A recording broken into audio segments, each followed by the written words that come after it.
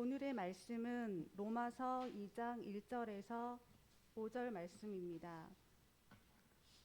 그러므로 남을 판단하는 사람아, 누구를 막론하고 내가 핑계하지 못할 것은 남을 판단하는 것으로 내가 너를 정죄함이니 판단하는 내가 같은 일을 행함이니라. 이런 일을 행하는 자에게 하나님의 심판이 진리대로 되는 줄 우리가 아노라. 이런 일을 행하는 자를 판단하고도 같은 일을 행하는 사람아, 내가 하나님의 심판을 피할 줄로 생각하느냐? 혹 내가 하나님의 인자하심이 너를 인도하여 회개하게 하심을 알지 못하여 그의 인자하심과 용납하심과 길이 참으심이 풍성함을 멸시하느냐? 다만 내 고집과 회개하지 아니한 마음을 따라 진노의 날 곧 하나님의 의로우신 심판이 나타나는 그 날에 임할 진노를 내게 쌓는도다. 아멘. 김혜란 목사님께서 하나님의 판단이라는 제목으로 하나님의 말씀을 전하시겠습니다. 다시 만나뵈서 반갑습니다. 50보 100보라는 속담이 있습니다. 50보 도망간 사람이 100보 도망간 사람을 비웃고 흉본다는 말입니다. 그러니까 도망간 것은 똑같다라는 말이죠. 그러니까 사람은 외형적으로 조금씩 다를 수는 있으나 크게 보면 서로 비슷하다는 말입니다. 오늘 본문에도 유대인들은 이방인들을 무시했습니다. 그러나 하나님은 둘 다 똑같다라고 말씀을 하고 있습니다. 오늘 살펴볼 로마서는 로마 교인들에게 보낸 편지입니다. 오늘날 모든 성도들에게 보내진 편지입니다. 로마 교회는 이방인과 유대인, 이렇게 이방인과 유대인들이 함께 있는 공동체인데요. 이들을 딱 갈라놓은 황제가 있습니다. 그 황제는 로마 4대 황제 글라우디오입니다. 글라우디오는 성경에 나와 있습니다. 사도행전 18장 2절에 보면 이 글라우디오가 나와 있는데, 이 글라우디오는 머리가 좋은 천재인 반면에 단점이 성격이 너무 급한 것이 단점입니다. 황제는 로마 교인들이 이렇게 서로 싸운다는 소리를 듣고 조사도 해보지 않고 급한 성격의 극단적 선택을 하는데요. 로마에 있는 유대인들을 다 추방해버리죠. AD 49년도에 유대인들을, 로마에 사는 유대인들을 다 추방시켰는데, 이때 성경 인물 중에 아굴라와 브리스길라가 추방되었습니다. 추방되어 고린도에 가서 사도 바울과 함께 같은 일, 천막 짓는 일을 하며 그 복음 전하는 일을 동역하였죠. 이제 로마 교회는 이방인들만 남았습니다. 이방인 성도들만 남게 된 것이죠. 문제는 모든 예배를 유대인들이 주관을 했었습니다. 그런데 이 유대인들이 추방되었으니 이방인 성도가 서투른 예배를 주관할 수밖에 없었습니다. 서투른 예배는 시간이 흐르면 익숙해지잖아요. 이 서투른 예배가 시간이 지나면서 나름대로 자리를 잡게 되었습니다. 이제 시간은 5년이 지났습니다. AD 54년도에 글라우디오 황제가 죽었습니다. 글라우디오 황제가 죽고 그 다음 황제가 5대 황제가 네로 황제입니다. 당시 황제가 죽으면 황제가 정했던 법도 사라졌습니다. 그러니까 유대인들 추방시킨 그 법도 무효화가 된 것이죠. 그래서 네로 황제는 유대인들을 로마로 돌아오게 했습니다. 유대인들이 로마로 돌아와 보니까 예배가 영 마음에 들지 않는 겁니다. 율법적으로 보았을 때 너무 엉망이라고 손가락질하며 비방을 했습니다. 그러나 5년의 세월 동안 이방인 수가 많아졌고, 이제 이방인이 교회의 주인 행세를 하게 됩니다. 유대인들은 소수였고 힘을 쓰지 못하는 상황에서 이제 점점 갈등이 심화되어 갔습니다. 이러한 소식을 들은 사도 바울은 이를 염두에 두고 로마 교회에게 편지를 보냈던 것입니다. 사도 바울은 이 편지는 이렇게 로마 교회에 보내졌을 때 모든 성도들이 모였을 때 오늘처럼 이렇게 예배 시간에 펼쳐서 읽어주는 겁니다. 그 편지를 듣는 입장은 다 다릅니다. 이방인들 입장에서는 사도 바울은 이방인들에게 복음을 전했으니까 우리 이방인들 편일 거야 라고 생각을 합니다.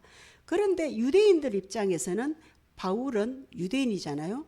바울은 유대인이니까 우리 편일 거야 라고 이러한 생각으로 편지를 보고 있습니다. 바울의 편지를 쳐다보고 있는 유대인과 이방인들 장면을 상상하시면서 오늘 본문을 보면 좋을 것 같습니다. 먼저 이방인들에게 말씀하는데요. 1장 지난달에 살펴보았던 17절까지는 복음이란 무엇인가 라고 말씀을 하셨고 18절부터 끝까지는 이방인들에게 하시는 말씀입니다. 그리고 2장 오늘 본문에 유대인들에게 하시는 말씀입니다. 2장 1절 말씀을 보면 그러므로 라고 시작을 하죠. 그러므로라는 이 접속사는 뒷이야기와 연결되었다는 것이죠. 그래서 우리가 이방인들 이야기를 한 번 더 먼저 살펴보도록 하겠습니다.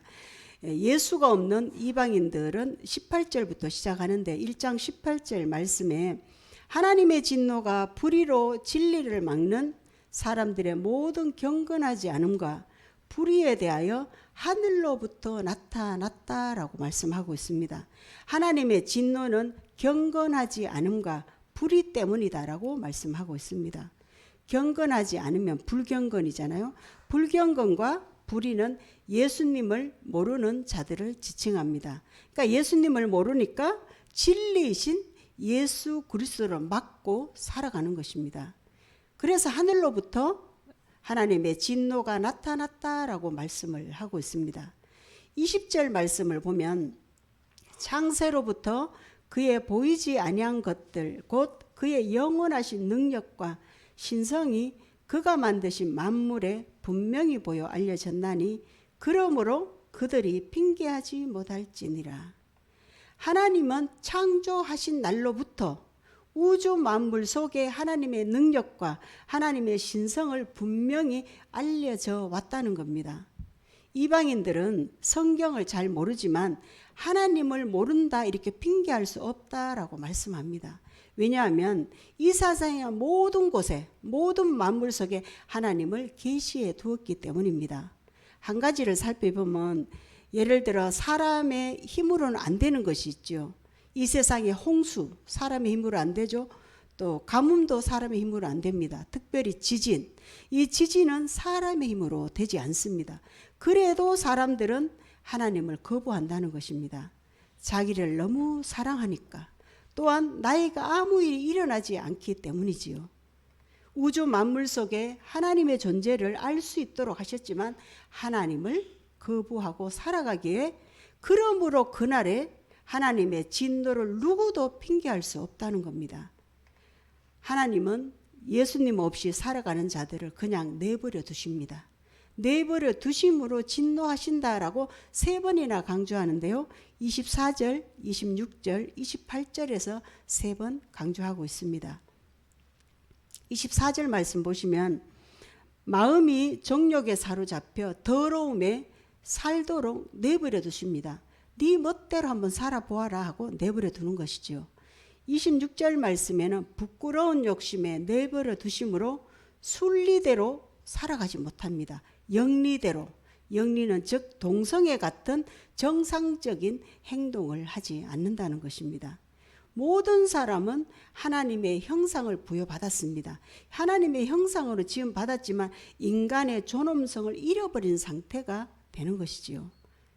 하나님이 왜 이렇게 내버려 두실까요? 그 답은 28절입니다. 28절 말씀에 그들 마음에 하나님 두기를 싫어하므로 하나님을 거부하니까 상실한 마음대로 외로운 마음대로 살아가도록 하나님은 내버려 두신다는 것입니다. 하나님은 사람의 마음을 이리저리 조종하지 않습니다. 모든 사람을 로소를 방문하고 어리든 크든 모든 사람을 인격적으로 우리 하나님은 대하십니다. 하나님은 우리를 바른 길로 인도하시지만 강제로 이끌어 가시지는 않습니다. 우리 스스로 하나님을 따를 것인지 마귀를 따를 것이냐 선택할 수 있도록 하는 것이죠. 예를 들어 가룟 유다가 사단이 주는 생각을 마음에 품고 있을 때 예수님은 그 마음에 있는 것을 다 안다라고 말씀해 주셨습니다. 그러나 가룟 유다는 거부했습니다. 우리는 성령께서 우리의 마음에 말씀해 주고 계십니다. 사람들은 아무 문제 없이 잘 먹고 잘 살아도 하나님을 경배하고자 하는 마음이 없기 때문에 하나님은 그냥 내버려 유기해 버린다는 것입니다. 우리 모두는 하나님을 경배하며 살아가는 사람들입니다. 사람들은요, 아름다운 그림을 봅시다. 아름다운 그림을 보면 화가를 칭송합니다. 너무 잘 그렸다고. 아름다운 노래를 들으며 가수를 좋아하며 열광까지 합니다. 그리고 우리가 멋진 곳을 여행하게 됩니다. 멋진 곳을 여행하면 그 아름다움에 감탄을 하죠. 그런데요, 우리는 이 모든 것을 보고 느낄 때 반드시 기억해야 할 것은 이 모든 것을 만드신 하나님을 떠올려야 합니다. 하나님의 솜씨가 얼마나 오묘하신지, 하나님의 솜씨가 얼마나 아름답고 훌륭하신지 하나님께 경배를 돌릴 줄 알아야 한다는 것입니다. 성경의 모든 곳을 보면 죄에 대한 말씀이 많이 있습니다. 그러나 성도들에게 죄를 상기시켜주는 설교는 그리 많지 않습니다. 죄 이야기는 다들 껄끄러워하죠. 죄 이야기는 듣기 싫어하기 때문이지요. 그러나 우리 모두는 죄인인 것은 확실합니다. 죄가 없다면 예수 그리스도가 우리에게 필요가 없습니다. 죄가 없다면 십자가의 복음도 우리에게 필요 없는 것이지요. 오늘은 본문을 따라 죄 이야기를 좀 하려고 합니다. 예수 없는 인생은 21가지의 죄를 짓고 살아간다고 합니다. 1장 29절에서 31절까지 말씀인데요. 우리 다 같이 합독했으면 좋겠습니다. 29절입니다. 시작. 곧 모든 불이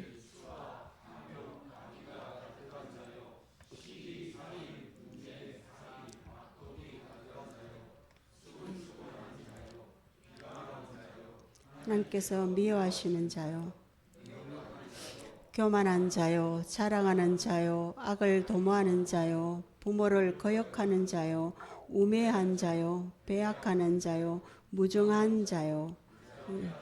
아멘. 29절의 끝에 보면 수군수군하는 자요, 남의 등 뒤에서 비난한 사람을 지칭합니다. 30절 처음 비방하는 자는 사람 면전에서 비방하는 것을 말씀하고 있습니다. 30절 마지막에 부모를 거역하는 사람은 부모의 뜻을 마음으로 역행하는 거죠. 부모 말을 듣고 싶지 않는 마음이 있는 사람들을 지칭하고 있습니다. 31절이 조금 애매한데요. 우매하는 자는 머리가 없습니다. 또 배약하는 자는 지조가 없다는 말씀입니다. 무중한 자는 사랑이 없습니다. 무자비한 자는 인정이 없습니다. 이렇게 21가지 죄입니다. 이 21가지 죄들 중에 우리에게 해당하는 죄는 혹시 없나요? 이 죄에서 자유할 수 있는 사람이 있습니까? 이방인들의 죄를 지적하는 것을 보고 아멘, 옳습니다 라고 이렇게 하던 자들이 있었습니다. 바로 유대인들입니다. 유대인들은 율법을 내세우며 자칭 의인이라고 교만했습니다. 유대인들은 이 교만으로 이방인들을 업신여기며 면전에서 비방하며 손가락질하며 정죄를 했습니다.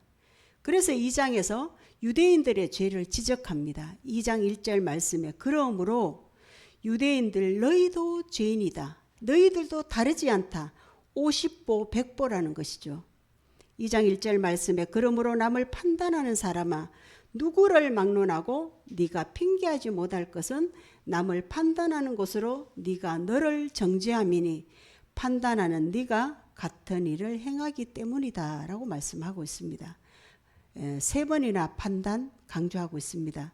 유대인들의 죄는 사람을 판단하는 죄입니다. 유대인들은 바울의 편지를 기대했을 것입니다. 자신들은 율법을 잘 지킨다고 생각했기 때문에 바울이 죄를 지적하는 것을 상상하지 못했을 것입니다. 왜냐하면 유대인들은 율법을 지키기 위해 열심이었습니다. 그리고 도덕적으로도 훌륭한 사람들이었습니다. 자신의 재산을 팔아서 구제도 하는 사람이고 신앙적으로 금식과 기도를 열심히 하는 사람이었습니다. 이런 사람들을 향해서 너희도 이방인들과 똑같다. 같은 일을 행한 사람이다라는 것입니다. 그러나 유대인들은 모든 행위가 종교적인 사람에 불과했다는 것입니다. 예수님을 먼저 믿었다고, 또 율법을 많이 안다고, 성경 말씀을 많이 안다고 마음으로 죄를 짓고 다녔다는 것입니다. 남들을 무시하고 평가하고 교만한 마음에 죄를 지었다는 것을 말씀하고 있습니다. 이렇게 사도 바울은 성도들에게 남을 판단하는 사람아라고 호통치는 것은 너희들 누구를 막론하고 남을 헐뜯고 비난하고 평가하지 못한다는 것입니다. 왜냐하면 사람에게 평가할 권리는 없습니다. 하나님께만 사람을 평가할 권리가 있기 때문에 같은 죄를 지으면서 어찌 남을 판단하느냐라고 호통을 치는 겁니다. 이방인의 21가지 죄는 행위의 죄가 아니라 마음에서 일어난 죄들입니다. 같은 죄의 마음이 있으면서 남을 판단하는 교만이 있었다는 겁니다. 유대인들 성도들은 그저 오래 믿었다는 이유로 우월감만 가득 차 있었습니다. 오랜 믿음으로 남을 평가하고 남을 지적하는 데 사용하였습니다. 이것은 위선적인 믿음이라는 것입니다. 구원받았으면 어떠해야 합니까? 세상을 향하던 발걸음을 돌아서야 합니다. 구원에 합당한 삶을 살아야 하지요. 오직 믿음으로 우리는 구원받는 것은 확실합니다. 그 믿음에 합당한 삶을 살지 않는다면 그러나 곤란하다는 것이죠. 불신자들과 똑같은 죄를 짓고 불신자들과 똑같이 행동한다면 불신자들에게 오히려 판단을 받게 된다는 것입니다. 예수가 없는 사람 취급을 받게 되는 것이죠. 그 성도 속에 예수가 있느냐 없느냐는 그 말을 들어보면 안다고 합니다. 사랑으로 하는 말은 상대방의 아픔을 같이 공감해 줍니다.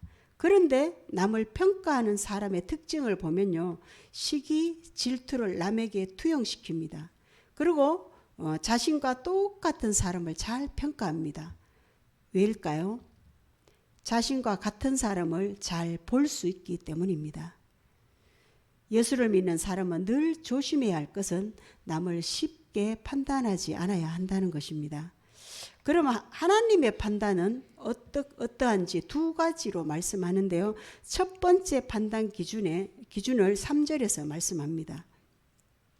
이런 일을 행하는 자는 판단하고도 같은 일을 행하는 사람아 네가 하나님의 심판을 피할 줄로 생각하느냐라고 반문을 합니다. 유대인들은 선민으로 하나님의 심판을 피할 수 있다라고 생각했습니다. 그런데 같은 일을 행하는 사람에게는 하나님의 판단의 기준으로 하나님의 기준에 의해 심판을 받게 된다는 것입니다. 유대인들은 구약 성경을 자기들 마음대로 해석했습니다.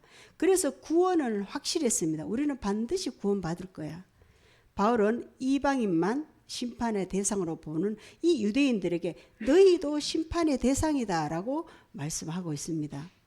구원의 기준은 복음이 나에게 실제가 되어 있는가입니다. 삶에서 예수가 실제가 되어서 살아가느냐, 그렇지 않으면 나를 돌아보지 않으면 저 사람은 믿음이 없다. 남을 판단하는 유대인과 똑같다라는 것입니다. 만약에 우리가 남에게 판단을 받고 있다면 침묵하는 것이 가장 좋습니다. 왜냐하면 그 사람은 하나님의 기준으로 하나님의 잣대로 심판을 받기 때문입니다. 대부분 사람들의 판단을 보면 편견적입니다. 정확하지 않다는 것이죠. 상대방을 제대로 보지 못한다는 겁니다. 저도 남을 쉽게 듣고 남의 말을 듣고 잘못 판단한 적이 있습니다. 지인 중에 평판이 너무나 안 좋은 얘기를 너무나 많이 들었습니다. 그래서 그분과의 거리를 굉장히 멀찌감치 했습니다. 그런데 하필이면 그분이 신학교에 들어와서 같은 교실에서 수업을 듣는데 너무 들은 얘기가 많아서 동쪽 창문에 앉으면 저는 서쪽 창문에 앉았습니다. 항상 거리를 두었습니다. 그런데 어떠한 계기로 이렇게 친밀한 시간을 갖게 되었는데, 그때 제가 느낀 것은 그 전에 들었던 정보가 전혀 맞지 않다는 겁니다. 제가 들은 말은 그 사람이 어찌어찌 하더라, 내가 직접 경험한 것이 아니고 전해 들은 말들이었습니다. 그런데 그분은 자기가 사람들이 욕하고 다닌다는 것을 알고 있었습니다. 그저 그분을 불쌍히 여기고만 있었습니다. 그래서 우리가 남을 제대로 평가하더라도 실수할 가능성이 매우 높습니다. 사람들은요, 많은 정보를 가지고 사람을 판단하지 않습니다. 그저 선입견과 그저 지레짐작으로 판단을 한다는 것이죠.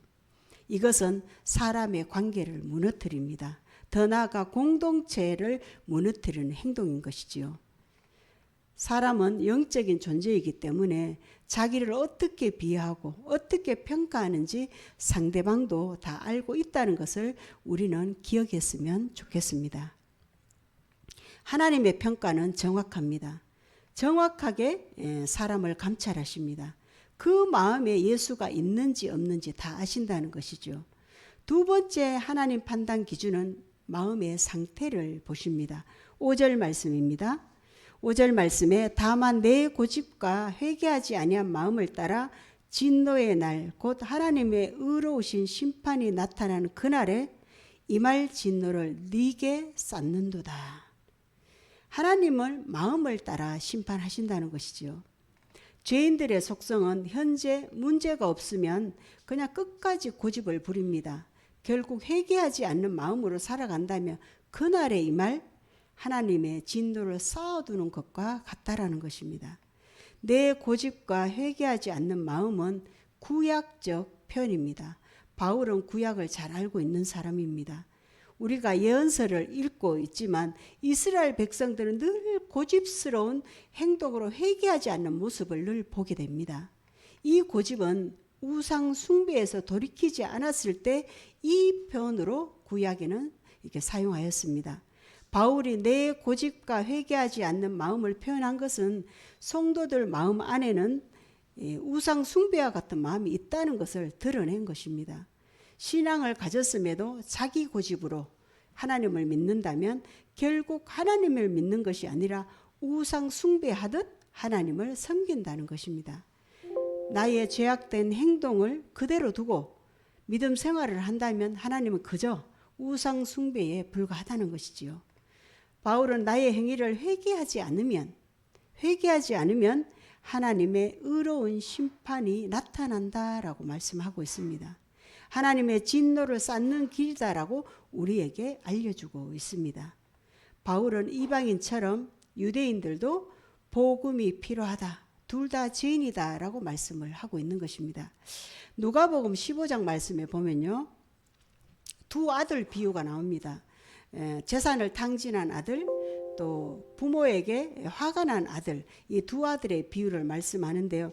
이 비유의 핵심은 둘 다 아버지와 멀어졌고 둘 다 구원이 필요하다라는 것이 핵심입니다. 바로 이 비유와 똑같은 의미로 바울은 말합니다. 이방인은 작은 아들입니다. 작은 아들은 아버지를 떠났죠. 아버지께 유산을 받아서 떠났지만 다 탕진해 버렸습니다. 아버지께 불순종한 대가로 길을 잃고 헤매고 다녔습니다. 그 길을 잃었을 때 바로 아버지께 돌아와 아버지께 용서함을 받았습니다. 유대인은 큰아들입니다. 큰아들은 부모님께 아버지께 순종적이었습니다. 순종적이었지만 아버지께 불만이 많습니다. 동생을 용서했다는 이유로 불만이 많습니다. 이 큰아들은 아버지에게 불만을 품은 채 자신의 행동을 회개하지 않았습니다. 회개하지 않는 큰아들도 길을 잃었다는 것이죠. 작은 아들이나 큰아들이나 모두 길을 잃었지만 회개하지 않는 이 큰아들이 더 죄가 크다라고 말씀하고 있습니다. 이와 같이 이방인도 유대인도 둘 다 죄인으로 예수님이 필요합니다. 예수님의 십자가의 복음이 필요합니다. 하지만 회개하느냐에 따라 하나님의 판단은 달라진다는 것입니다. 하나님의 판단하시는 기준에 벗어날 수 있는 사람은 우리 중에 아무도 없습니다. 그렇기 때문에 모든 사람에게 예수 그리스도의 복음이 필요합니다. 예수님 품은 사람은 세상의 죄를 향해 달려가더라도 그 죄에서 돌아서야 합니다. 회개해야 합니다.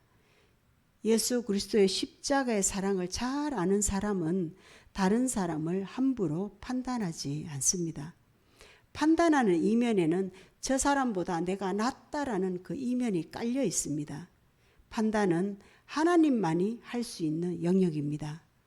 하나님의 주권을 인정하는 사람은 자기를 부인하는 사람입니다. 즉 나의 자아를 예수 그리스도 십자가 밑에 못 박았다는 의미입니다. 자기를 부인하는 사람은 예수님의 은혜가 날마다 충만합니다. 예수 그리스도 한 분만으로 충분하다고 느끼며 삶의 과정을 늘 자유롭게 여유롭게 살아갑니다. 우리 모두 주님 한 분만으로 충분한 저와 여러분이 되기를 소망합니다. 예, 기도드리겠습니다. 공의로우신 아버지 하나님, 우리 모두는 하나님의 판단의 대상인 것을 믿습니다. 우리의 심령을 감찰하시는 주님, 우리의 일상은 늘 하나님의 시선에서 멀어질 수 없음을 고백합니다. 하나님의 구별된 자녀로 합당한 열매를 맺으며 살아갈 수 있도록 주님 인도하여 주시옵소서. 아버지, 우리가 남을 판단하는 그 시선에서 자유롭게 하시고 나의 죄된 습성을 예수 그리스도 십자가에 내려놓게 인도하옵소서. 나를 부인하는 마음으로 하나님의 주권을 높여드리는 성숙한 믿음이기를 원합니다. 주님, 우리 나섬 공동체가 하나님의 형상으로 지음받은 나와 남을 존중하며 주님 사랑으로 교제하게 하옵소서. 이 은혜가 날마다 경험되어지기를 원하오며 예수 그리스도의 이름으로 기도드립니다. 아멘.